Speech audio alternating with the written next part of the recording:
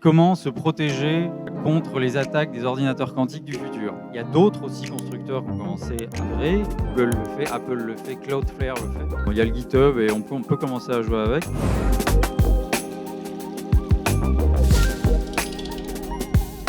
Bonjour à tous, je m'appelle François Varchon, je travaille à IBM Quantum. Mon rôle, c'est je m'occupe d'une équipe qui s'appelle IBM Quantum Support. On apporte le support technique aux clients d'IBM qui ont accès aux ordinateurs quantiques aujourd'hui. Donc je ne vais pas vous parler aujourd'hui de mon activité de support ou du travail de l'équipe. L'équipe d'ailleurs en l'occurrence est localisée ici en Occitanie, à Montpellier, mais aussi au Canada, aux États-Unis et en Inde. Moi aujourd'hui je vais vous parler de ce qu'on fait à IBM du point de vue du quantique. Et il y aura deux parties. Il y aura une partie qui va consister à... Ce qu'on essaye de faire, c'est de créer des ordinateurs quantiques pour faire des choses utiles. Et la deuxième partie, qui vous intéressera sans doute un peu plus, c'est Make the World Quantum. C'est comment se protéger contre les attaques des ordinateurs quantiques du futur. Ce qui est toujours une phrase super à dire. Mais avant d'arriver à cette partie-là, vous allez avoir droit à 15 minutes de mécanique quantique. Donc, accrochez-vous. Alors, pourquoi on essaye de faire des ordinateurs quantiques ? À la base, ça vient de résultats théoriques qui sont arrivés dans les années 90. On vit dans un monde où il y a certains problèmes. Si on a un ordinateur quantique pour les résoudre, c'est beaucoup plus facile que si on a un ordinateur classique. Donc à la base, c'était quelques petits algorithmes. Il y a aussi eu l'algorithme de Shor, très célèbre. J'y reviendrai évidemment plus tard dans la partie cybersécurité, où on peut factoriser des grands nombres facilement avec un ordinateur quantique. Et on se retrouve, et ce schéma, c'est grosso modo une vue de la théorie de la complexité. On va avoir des problèmes qui seront faciles à résoudre classiquement, au centre. On va avoir des problèmes qui sont difficiles classiquement, mais faciles quantiquement. Donc ça va être l'ovale bleu. Et on a des problèmes qui sont ni faciles à résoudre en quantique ou en classique. Et ça, pour l'instant, ça ne bougera pas. Donc, évidemment, la partie intéressante, c'est ce qui est difficile classiquement et facile. Donc là, on va retrouver beaucoup de domaines d'application qui peuvent être impactés par ces problèmes-là. Le numéro 1, c'est la simulation de la nature, physique, chimie, biologie. Mais il y a aussi beaucoup d'algorithmes maintenant qui sont plus proches de machine learning. Il y a aussi des modèles mathématiques très précis qui sont appliqués dans la finance et aussi des problèmes d'optimisation qui peuvent être impactés par ça. C'est pour ça qu'aujourd'hui, il y a beaucoup d'acteurs qui s'intéressent au quantique parce que ça va avoir un impact pour eux. Ça, c'était mes anciens slides, mais bon, c'est exactement ce que je viens de dire. Donc, simulation de la nature, mathématiques et optimisation. Et donc, les clients qu'on a vont se regrouper dans ces catégories-là. Pourquoi d'où vient la puissance de l'informatique quantique ? C'est à la base, si on est en ordinateur classique, on va avoir des bits classiques, 0 ou 1, bien définis dans le temps. Tout va bien. Si on passe en informatique quantique, l'élément central de l'information va être les qubits, donc l'équivalent quantique du bit classique. Et ces qubits-là vont avoir des propriétés assez étonnantes, qui sont des propriétés qu'on voit plus régulièrement au niveau microscopique de la nature, à savoir les atomes ou les électrons. Les qubits, ils vont avoir la possibilité d'être en superposition. Donc vous allez avoir quelque chose qui transporte l'information, mais qui va pouvoir être 0, 1 ou les deux à la fois en même temps. Il va y avoir aussi des phénomènes dits d'intrication. C'est des corrélations entre différents qubits qui contiennent une partie de l'information. Et cette corrélation, vous ne pouvez pas la décrire classiquement facilement. Un des moyens de voir la puissance que peuvent amener les ordinateurs quantiques, c'est de se dire, si vous avez un nombre de qubits n, le calcul que vous allez effectuer là-dessus, vous avez accès à un espace de calcul immense. Vous jouez avec un vecteur dans un espace de dimension 2 puissance n. Donc si vous avez, comme une de nos dernières machines, 127 qubits, vous jouez dans un espace de calcul de dimension 2 puissance 127. Et ce nombre est énorme, il est inimaginable. Mais c'est quelque chose qui est déjà aujourd'hui, qui est quelque chose avec lequel on peut jouer. Et ce vecteur qui va évoluer dans cet espace-là, on va faire des interférences sur ce vecteur pour amener à résoudre le problème. Alors ça, c'est de la mécanique quantique avec les mains. Si vous n'êtes pas convaincu, si vous n'avez pas compris, c'est normal. Souvent, le meilleur moyen d'avoir le déclic, c'est de regarder les maths qui sont derrière. Mais ça peut prendre un peu de temps et je ne vais pas faire ça ce matin. Donc ça, c'était des résultats théoriques dans les années 90. Ça a lancé l'engouement pour l'informatique quantique et donc plusieurs acteurs ont essayé de construire. Alors là, il y a beaucoup de constructeurs qui utilisent des objets qui sont à la base microscopiques. Ça va être un atome ou des photons.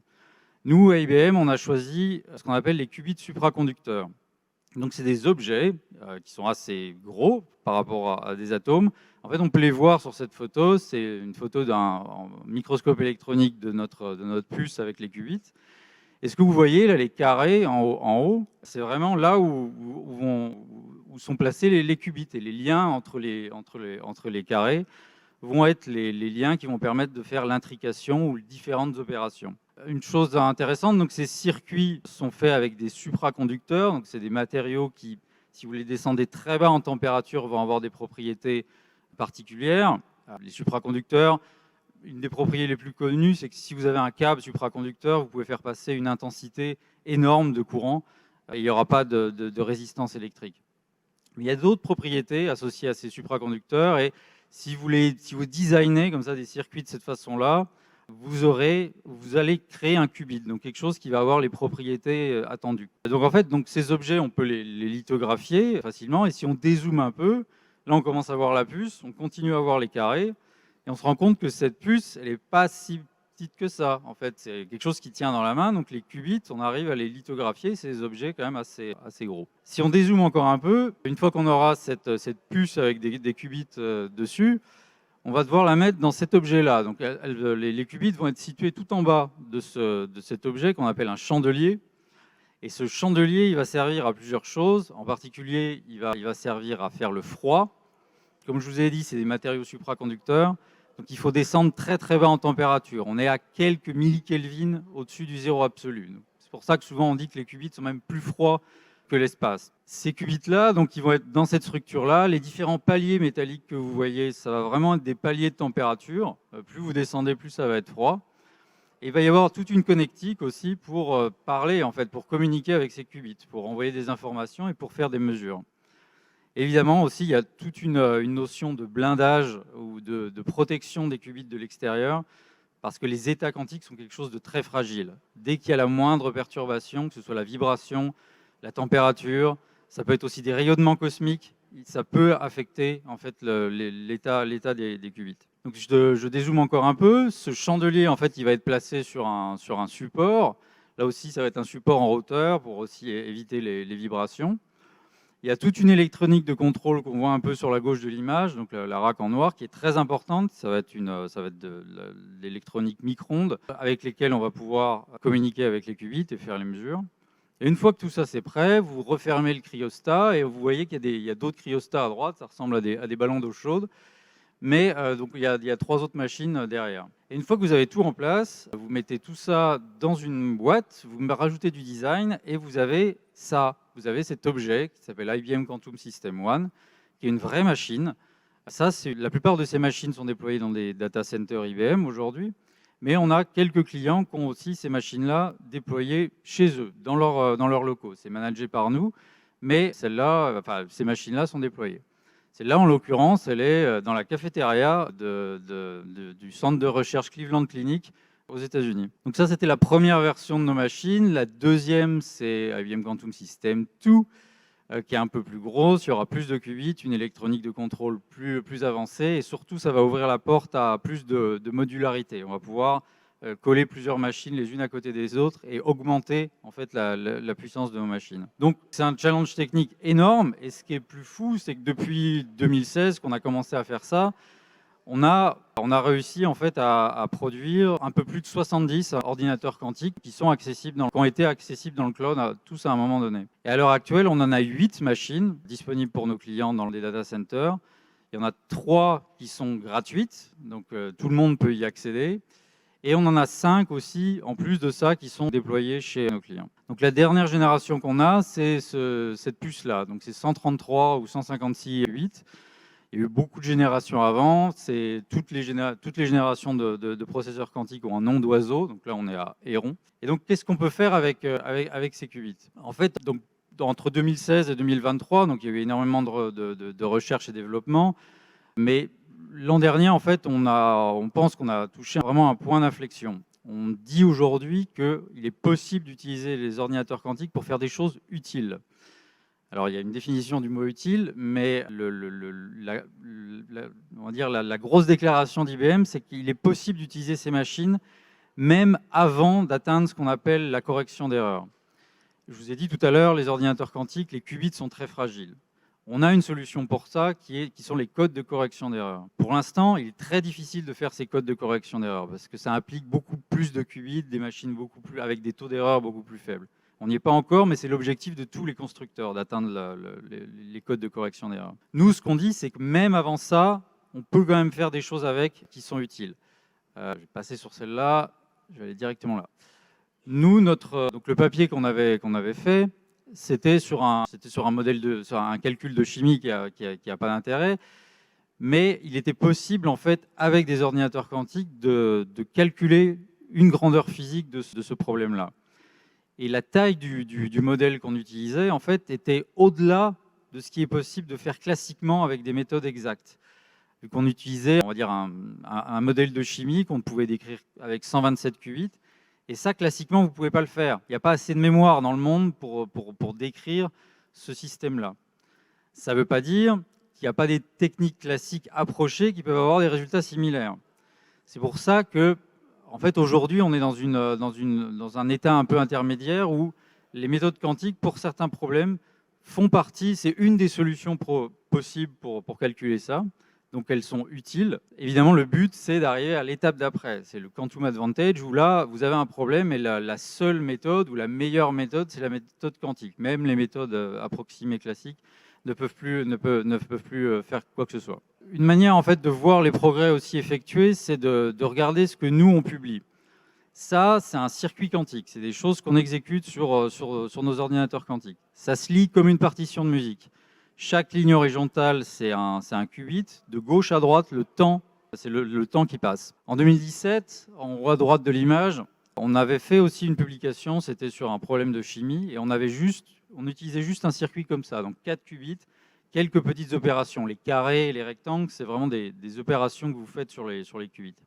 Donc en 2017, on avait réussi à faire ça. Aujourd'hui, sur le papier dont je vous parlais juste avant, en 2023, le papier dit Utility, on a exécuté ce genre de circuit. Et si on zoome en fait en haut à gauche, on retrouve un peu un circuit d'une dimension qu'on avait en 2017. Donc ça, c'est pas un petit accomplissement. Pour arriver jusque-là, il a fallu énormément de développement. Et c'est à partir de ce type de circuit quantique qu'on peut commencer à faire des choses utiles pour résoudre des vrais problèmes. Donc depuis, il n'y a pas que IBM qui a publié dans cette gamme de circuits, je passerai, mais voilà, il y a quelques autres partenaires, clients qui utilisent nos machines et qui ont réussi à faire des calculs de cette dimension. J'ai parlé du passé, du présent. Un mot sur le futur des ordinateurs quantiques. Donc depuis 2020, on a publié cette feuille de route. Pour l'instant, on a réussi à tenir toutes les étapes. Donc on est en 2024. À partir de 2024, il va se passer plusieurs choses. D'une part, vous voyez en bas, les ordinateurs vont devenir de plus en plus compliqués. Jusqu'alors, on développait des puces uniques. À partir de maintenant, en fait, on va avoir plusieurs puces connectées les unes avec les autres pour pouvoir augmenter le nombre de qubits. Les liens vont être classiques et ensuite quantiques dans un second temps. Avec ces technologies, en fait, on va pouvoir augmenter le type de circuit qu'on exécute et le nombre qu'on voit un peu entre parenthèses dessous chaque nom d'oiseau, 5K, 5K, 7,5, 10, 15 000. C'est le nombre de portes, donc d'opérations quantiques qu'on peut faire sur un circuit. Et à la fin où on a un résultat correct. On ne génère pas juste du bruit aléatoire. Donc on va comme ça continuer jusqu'en 2028. Et vous voyez qu'en 2029, il y a un saut. On passe de 15 000 portes à 100 millions. Qu'est-ce qui se passe là? En fait, on pense qu'en 2029, on pourra mettre à disposition de nos clients la première machine, le premier ordinateur quantique avec erreur correction. Donc, il y a un an ou deux, on ne mettait pas ça sur la feuille de route. Mais l'an dernier, en fait, on a trouvé un nouveau code de correction d'erreur où maintenant on pense que voilà, la route est dégagée, il n'y a pas d'obstacle devant nous, à part construire la chose, qui va quand même prendre quelques années. Mais en 2029, on pourra avoir une machine pour les clients pour exécuter des calculs quantiques avec erreur correction. Et là, une fois qu'on rentre là-dedans, les algorithmes qu'on peut exécuter là-dessus sont complètement différents. Et c'est vraiment un autre point d'inflexion dans le futur. mais où des algorithmes quantiques beaucoup plus compliqués pourront commencer à être exécutés. Je pourrais faire une demi-heure sur la partie software, mais je vais juste faire un slide. On a des librairies Python qui permettent en fait de faire les algorithmes quantiques, d'écrire le code que vous voulez et de l'exécuter sur nos machines. Toutes ces librairies sont open source, Qiskit, et on a eu la version 1.0 cette année. La partie software est très importante vu que ça va permettre d'optimiser en fait les circuits avant de les envoyer sur les machines. Pour aller vers l'utilité et le Quantum Advantage, c'est une étape très importante. On a une offering. Donc, comme je vous ai dit, on a un plan gratuit. Donc, n'importe qui peut aller sur la plateforme, IBM Quantum Platform, et vous pouvez ouvrir un compte et vous aurez accès à des ordinateurs quantiques de plus de 127 qubits. Chacun aura 10 minutes par mois pour commencer à faire des choses. Plus vous progressez, vous avez accès après à des comptes où vous payez seulement ce que vous consommez. Je vous conseille d'abord de quand même passer par le compte gratuit pour éviter les mauvaises surprises. Et ensuite, si vous êtes une institution, une université, un laboratoire, une start-up, une industrie, et que vous voulez rejoindre, travailler avec IBM Quantum, on a des plans autres où là, vous accédez à toutes les machines, et surtout celles de dernière génération. Et tout à droite, en fait, vous avez même l'option d'avoir la machine chez vous managée par IBM, mais qui est que pour vous, vous la partagez avec personne. Et si vous rentrez dans ce network, en fait, vous rejoignez cette liste d'universités et d'industries. On a Crédit Mutuel, on a l'Université de Tokyo. C'est très petit, je pense que personne n'arrive à lire un nom. Mais voilà, on a des grands acteurs là-dedans. Ça, c'était voilà, le cours sur la mécanique quantique. Maintenant, j'aborde la deuxième chose qu'on fait dans IBM Quantum, c'est la cryptographie post-quantique. Donc, je reviens sur mon premier slide. Je vous avais dit qu'il y a des problèmes qui sont faciles à résoudre quantiquement, difficiles classiquement. Et il y en a un, le plus célèbre, c'est la factorisation des grands nombres. Ça avait été trouvé par Peter Shor au milieu des années 90. Donc, si vous avez un grand nombre, c'est facile avec un ordinateur quantique, s'il a suffisamment de qubits et que les qubits sont assez stables, de trouver les nombres premiers, les facteurs premiers. Et donc ça, c'est vraiment une estimation, mais si vous avez un nombre de 2048 bits, comme ça, et que vous essayez de trouver les facteurs premiers, si vous essayez de faire ça avec un ordinateur classique, ça va vous prendre des millions d'années. Si vous utilisez l'algorithme de Shor, avec un ordinateur quantique avec suffisamment de qubits, ça vous prendra seulement quelques heures. Donc évidemment, et ça vous le savez mieux que moi, mais il y a énormément de protocoles de sécurité qui sont basés sur ce problème-là. Donc RSA, DSA, les courbes elliptiques, Diffie-Hellman, tous ces protocoles-là, en fait, dans le futur, ils vont tomber. Parce que quand on aura des ordinateurs quantiques qui pourront faire ça, ils pourront plus tenir. Donc, un des aspects aussi importants, c'est que cette sécurité-là, elle est impliquée dans tous les domaines de notre société. Il y a cet aspect-là qu'il faut prendre en compte. Et il y a l'aspect aussi que le temps de transition pour migrer des protocoles de sécurité est extrêmement long. Il faut prendre en compte le fait que des données, des fois, sont stockées pendant des années. Et légalement, elles doivent rester disponibles pendant des dizaines d'années.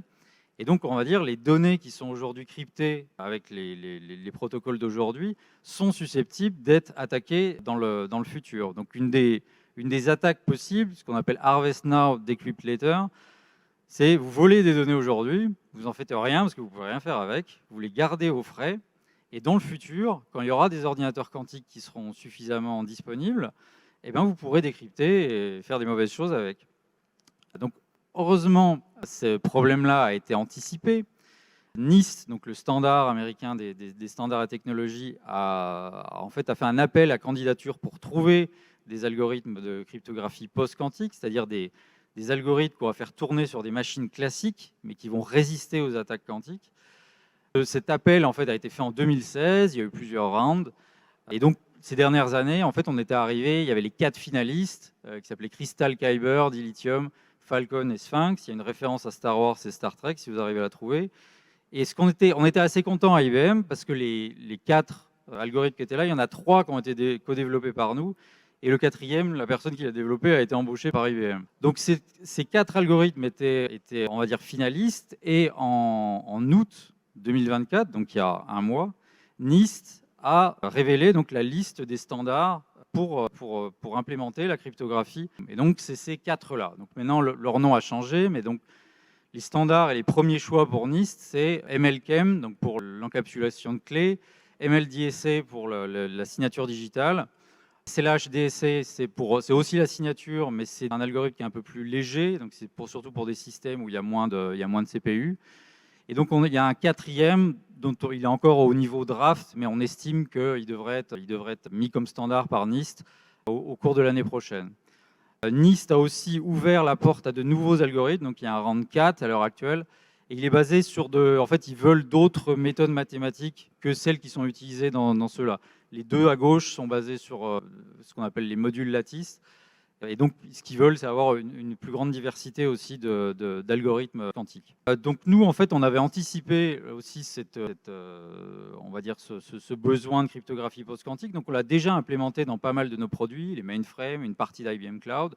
Il y a d'autres aussi constructeurs qui ont commencé à migrer. Google le fait, Apple le fait, Cloudflare le fait. Et donc, on disait aux clients, il faut prendre ça en compte, il faut que vous ayez conscience que ces algorithmes-là, vous allez devoir les changer et vous allez devoir étudier sérieusement votre stack pour vraiment comprendre à quel endroit il y a des vulnérabilités. Et donc, pour beaucoup de clients, ils attendaient en fait les standards de NIST. Maintenant, les standards sont tombés, donc il faut faire cette migration. La migration, c'est quelque chose qui peut être très lent. On avait des clients à IBM, quand il a fallu passer de SHA-1 à SHA-2, ça leur a pris 10 ans. Donc c'est quelque chose de vraiment prendre conscience que la chose peut être assez compliquée. Donc nous, on a une offre aussi là-dessus qui s'appelle IBM Quantum Safe. L'offre, c'est là du software et du consulting. Donc ça va servir, nous, ce qu'on va vous aider, c'est en fait explorer votre stack software pour vraiment voir où sont les vulnérabilités, prioriser en fait celles qui sont les plus fragiles, et en fait avoir les bonnes pratiques pour faire la migration, pour intégrer la cryptographie post-quantique. Donc, je suis quasiment à la fin. Je vais vous laisser sur ce dernier slide. Donc, on a une plateforme, IBM Quantum Platform. Vous avez accès à des machines quantiques là-dessus. Vous avez aussi accès à beaucoup de cours si vous voulez apprendre l'informatique quantique, mais on a aussi des cours sur la cryptographie quantique. Donc, voilà, n'hésitez pas. Si, des questions? Philippe Caz, Tomorrow Territories. On peut commencer à faire de la cryptographie aujourd'hui, commencer à implémenter ces softwares aujourd'hui? Ouais, bonne question. Oui, en fait, donc ces algorithmes cryptographie post-quantique sont open source. Donc il y a le GitHub et on peut commencer à jouer avec. Et il y en a beaucoup d'ailleurs qui ont commencé à jouer avec, nous y compris. Ces algorithmes-là, par contre, ils sont implémentés dans nos baies de stockage cassettes, les tapes, on a déjà ça. Et on a aussi sur les mainframes depuis 2 ans, on a les algorithmes post-quantiques qui tournent. Ok, merci François, merci à vous. tous.